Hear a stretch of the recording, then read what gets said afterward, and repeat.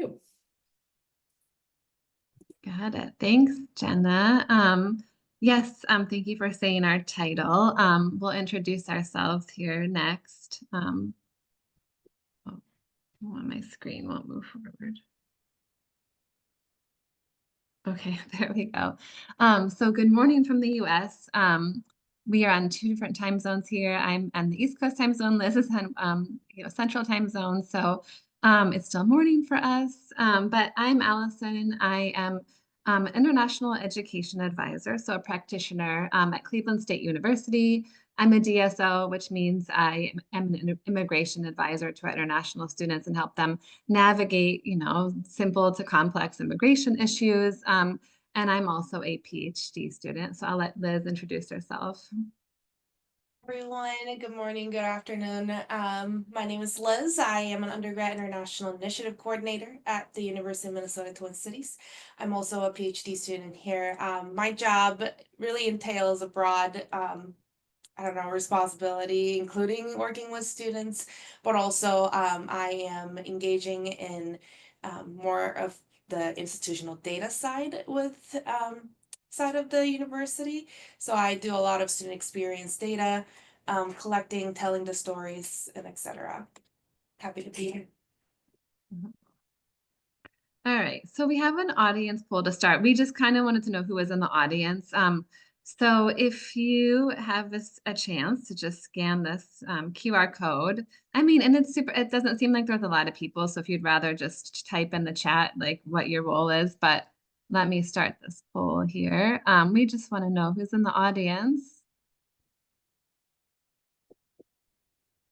Okay, and if you missed the code, you can go to menti.com and then type in the digits there.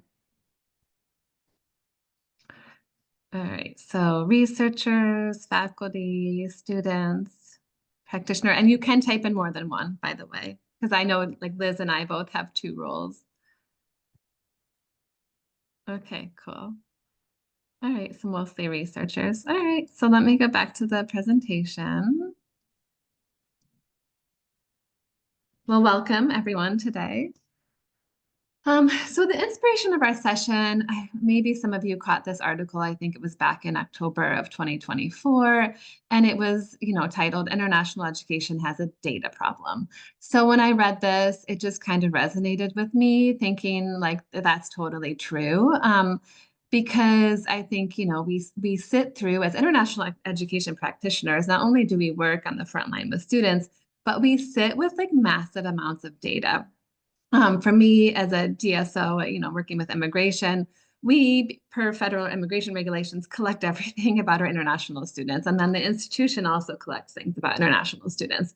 But yet when you try to look into, some aspects of how a student navigates through their studies in the US, there's not a lot of data about certain topics. So this article was specifically talking about like graduation rates, student outcomes, but also talking about, how we can use that to leverage advocacy efforts on like a macro level, but really also on like a macro level.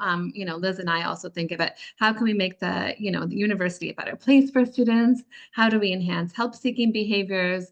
So I think like there's a lot of potential in the field of international education to use data meaningfully, to just make international education a little bit better of a field. And we think one way to do that successfully is to, have international education practitioners and researchers work together on some, unique research efforts. So that was the inspiration.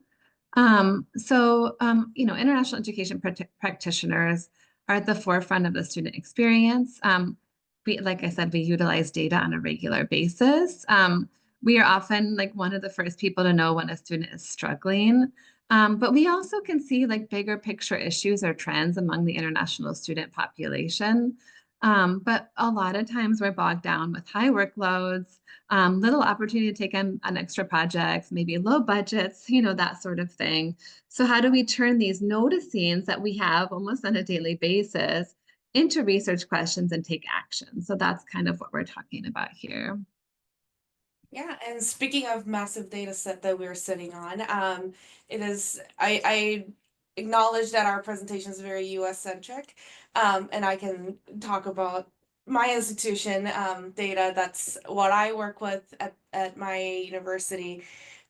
So some of the data that could be available to you that you would just have to ask or get an access from. For University of Minnesota, we do have a Student Experience and Research University Consortium. This is a consortium of the universities, multiple universities internationally and in the US, that conducts an student experience survey administration like every 2 years for grad students and undergrad students. And it ranges from classroom experiences, post-grad plans, to just campus experiences, sense of belonging, um, or food and housing insecurity, health, mental health. All of those questions are included, and there are some institutional specific data in there too. And it might be as simple as talking to your administrators at your institutions to actually gain the access to a raw data. We do also have an institutional data and research dashboard, which shows the enrollment data, or the new student enrollment data. Campus climate survey has been surveys that a lot of institutions have been taking, especially since pandemic. It's to measure the DEI efforts and also the environments of workplace and the classrooms for our students, faculties, and staff. Um, I also get an access to Office of Undergrad Education dashboards, which shows retention efforts or enrollment efforts, the classroom courses, registrations, data, and etc. And there might be a lot more that I could share in the later slides for collaborations. Some of the professional organization data, some of the examples that I brought in, the data that I use is IIE is the Institute of International Education. NAFSA has data. IDP Education does worldwide international student research, and they publish their research results every year for free.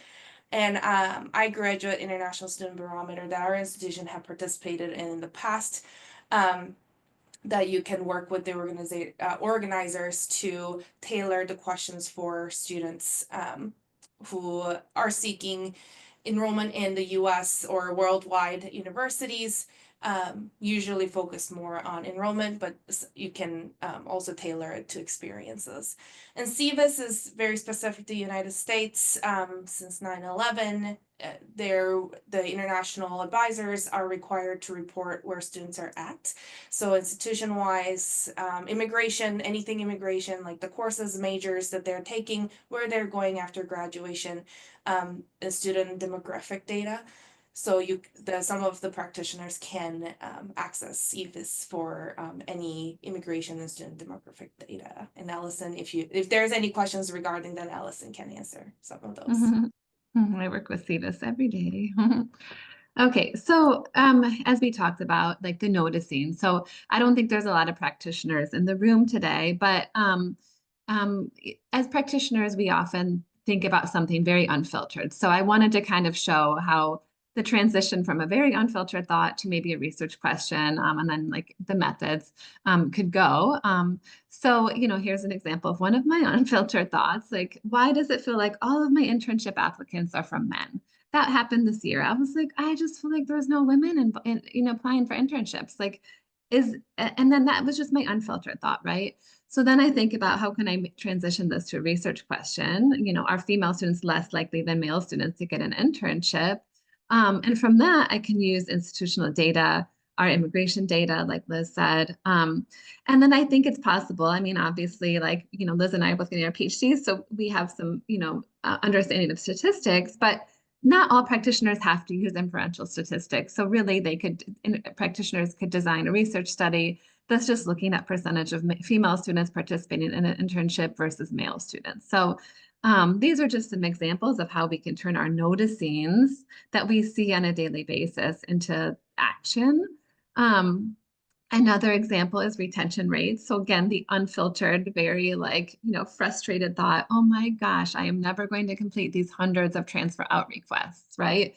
So instead of just like living in that frustration, thinking about like, okay, what can I do about this? Or is this different? So then changing that to looking at the predictors of why students transfer out.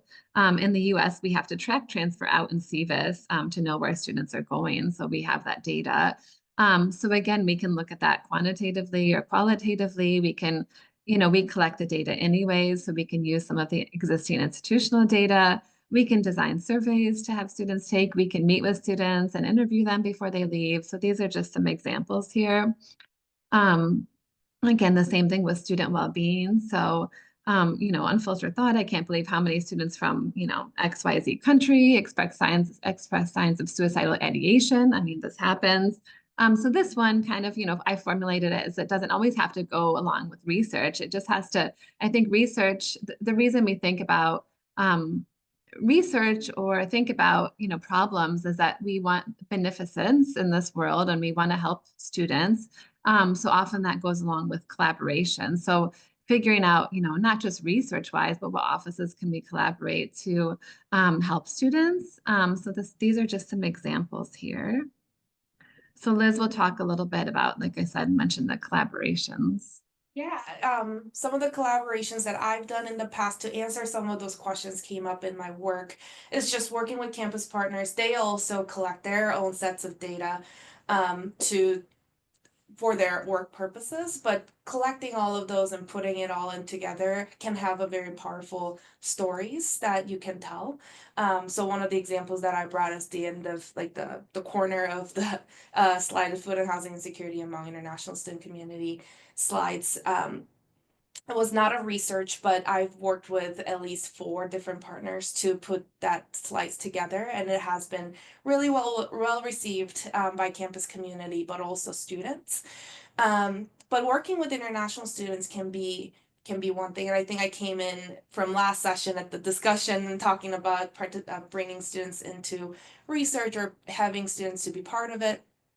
And at my work, I partner with students within listening sessions. This year, I had 3 students review institutional data with me to they're making recommendations to campus communities about these are 3 areas that we want the campus to focus on for our experiences. But also we have other student opportunities like advisory boards where students are giving feedbacks it's like an ongoing focus group, so any campus partners can come in, ask questions.